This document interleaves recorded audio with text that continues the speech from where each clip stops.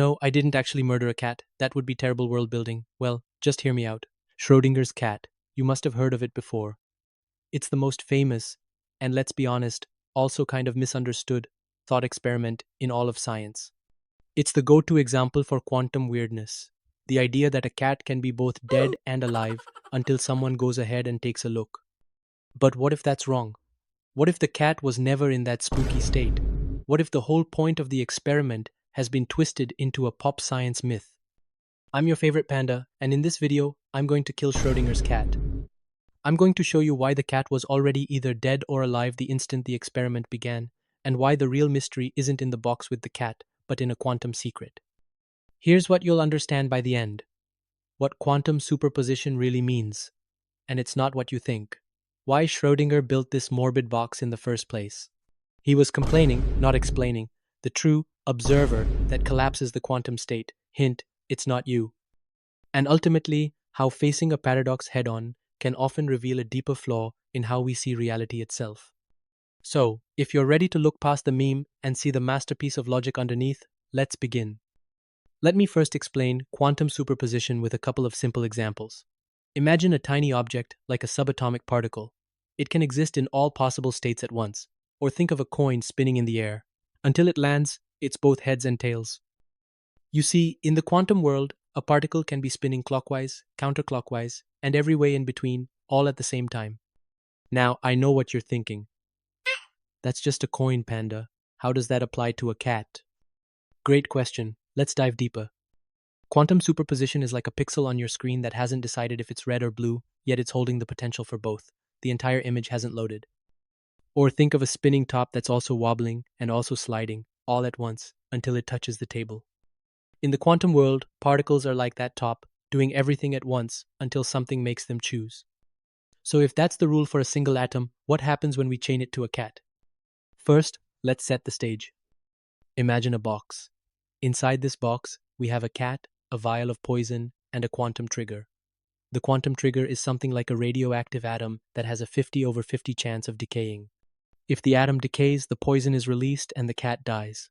If it doesn't decay, the cat lives. Well, not quite. Here's where it gets weird.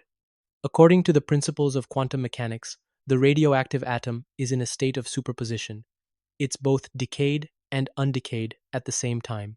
And because the atom is in superposition, this means the cat is simultaneously dead and alive until we open the box. Now, hold on. Let's sit with that for a second. A cat. A living, breathing, probably very confused cat. Is it purring? Is it not? Is its heart beating in some strange quantum rhythm of both thump and silence? See, this is what happens when you push the perfectly reasonable rules of the tiny quantum world into our big, clumsy, everyday world and watch them break. Schrödinger was basically saying, look how stupid this sounds if we take our own theory too literally. He built this box not to trap a cat, but to trap a problem. He used the cat to say, if quantum mechanics is right, then a huge living thing must be absurdly dead and alive. That sounds ridiculous. So the theory must be incomplete. But here's the thing, Schrödinger's cat is critical to our understanding of reality.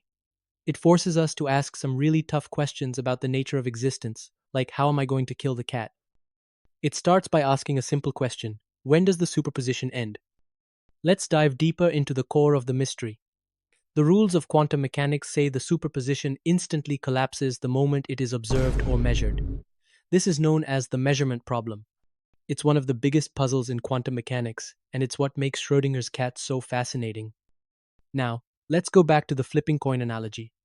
The moment the coin hits the floor or your hand, it collapses from heads and tails into just heads or just tails.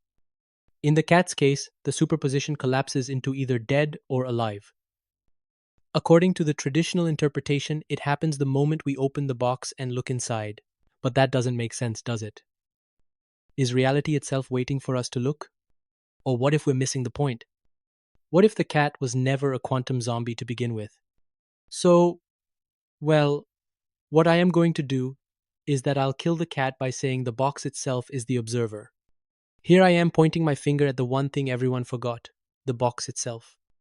The classic story says a human unlocks the box, peers in, and poof, the universe, or rather reality, makes up its mind. The cat becomes one thing, but why? I think the truth is messier, simpler, and far more interesting. To find it, we need to stop thinking like philosophers and start thinking like crime scene investigators. What else is in the room? Think about it.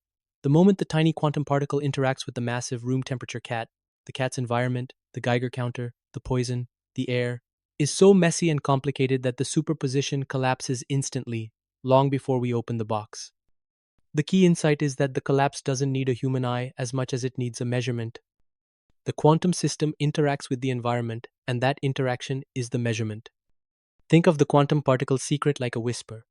In a perfectly silent, isolated room, a pure quantum system, a whisper can hold two meanings at once.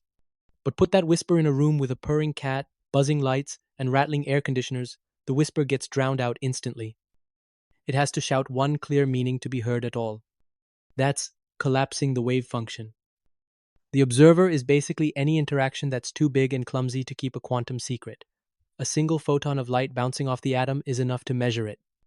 The cat was already either dead or alive the moment the particle decayed, the box just hid the truth.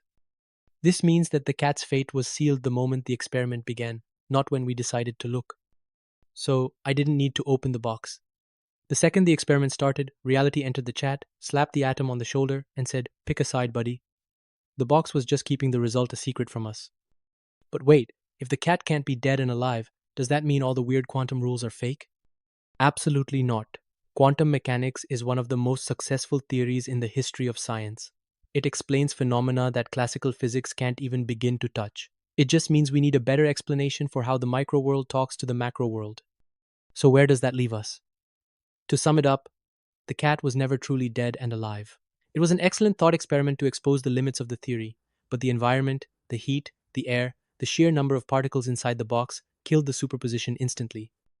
You see, Schrödinger's cat is a profound challenge to our understanding of reality.